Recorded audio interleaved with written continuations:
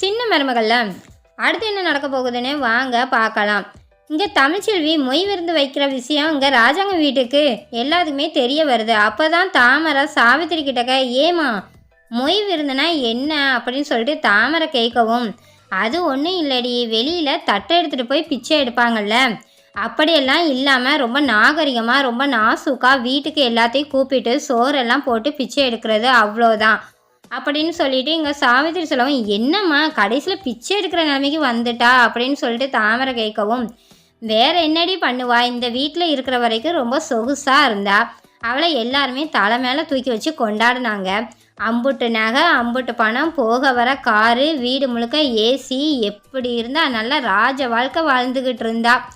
அவங்க வீடு ஒன்றும் இல்லாத வீடு, வக்கத்து குடும்பத்தில் இருந்து வந்தவளுக்கு இந்த வீடு பார்க்க எப்படி இருக்கும்? இது பெரிய அரண்மனை, அவள் இருக்கிறதோ ஓலை குடிசை.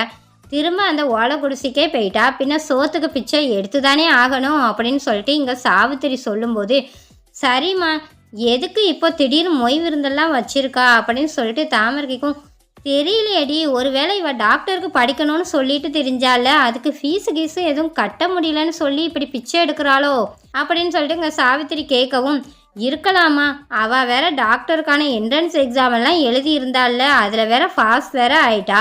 அப்போ கண்டிப்பாக அவள் டாக்டருக்கு படிப்பாள்ல, இப்போ வேற இங்கே இருந்து வேற போயிட்டா. 10வதுக்கு சேது மாமா வேற அவள் வயிற்றில் வளர குழந்தை அவரோடது இல்லைன்னு வேற சொல்லியிருக்கிறாரு. அப்போ அவள் என்ன நினைப்பா, இவர் முன்னாடி நம்மளை நல்லா ஓஹோன்னு வாழ்ந்து காட்டணும்னு தானே நினைப்பா.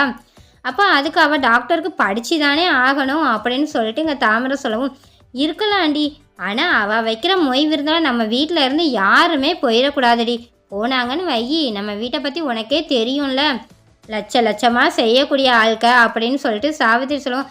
ஏம்மா இங்கேருந்து யாருமா போக போகிறா, எப்படி இங்கேருந்து யாருமே போக போகிறதில்ல அப்படின்னு சொல்லிட்டு இங்கே தாமரை சொல்லிக்கிட்டு இருக்கவும், இதை நம்ம சும்மாவே விடக்கூடாதுடி அப்படின்னு சொல்லிட்டு சாவித்திரி வேகமாக வந்துட்டு, ஏன்னு தமிழ்ச்செல்வி வைக்கிற மொய் விருந்தில் நம்ம வீட்டிலேருந்து யாராவது போய் கலந்துக்கிறாங்களா என்ன அப்படின்னு சொல்லிட்டு சாவித்திரி கேட்கவும், அப்போ தான் ராஜாங்கம் இருந்துட்டு, யாருமே அந்த வீட்டுக்கு மொய் விருந்தில் போய் கலந்துக்க கூடாது அப்படின்னு சொல்லிட்டு ராஜாங்கம் சொல்லிடுறாரு.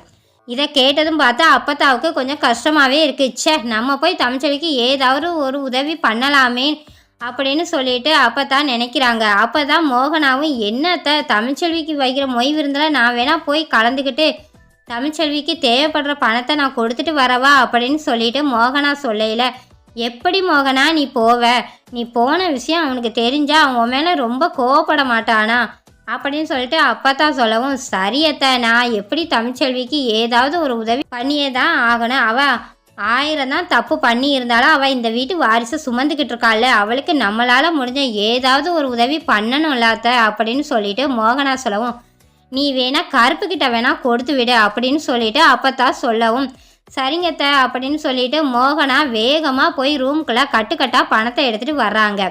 அதை எடுத்துகிட்டு வந்துட்டு கருப்புக்கிட்ட கொடுக்கவும், இது எதுக்குக்கா எனக்கு அப்படின்னு சொல்லிட்டு கருப்பு கேட்குறாரு. ஒன்றும் இல்லை கருப்பு, தமிழ்ச்செல்வி வைக்கிற மொய் விருந்தில் நீ போய் கலந்துக்க, இந்த பணத்தை தமிழ்ச்செல்வி கிட்டக்க கொடுத்துரு அப்படின்னு சொல்லிட்டு மோகனா சொல்லவும், என்னக்கா இந்த விஷயம் மாமாவுக்கு தெரிஞ்சா உன்னை தானக்கா சத்தம் போடுவார் அப்படின்னு சொல்லிட்டு கருப்பு சொன்னது, இல்லை கருப்பு, அவருக்கு தெரியாது, நான் அவர்கிட்ட சொல்ல மாட்டேன், நீ வேலை விஷயமா வெளியே போயிருக்கேன், நான் அவர்கிட்ட சொல்லிக்கிறேன், நீ போய் தமிழ்ச்செல்விக்கு இந்த பணத்தை கொடுத்துட்டு வா அப்படின்னு சொல்லி மோகனா கொடுக்குறாங்க.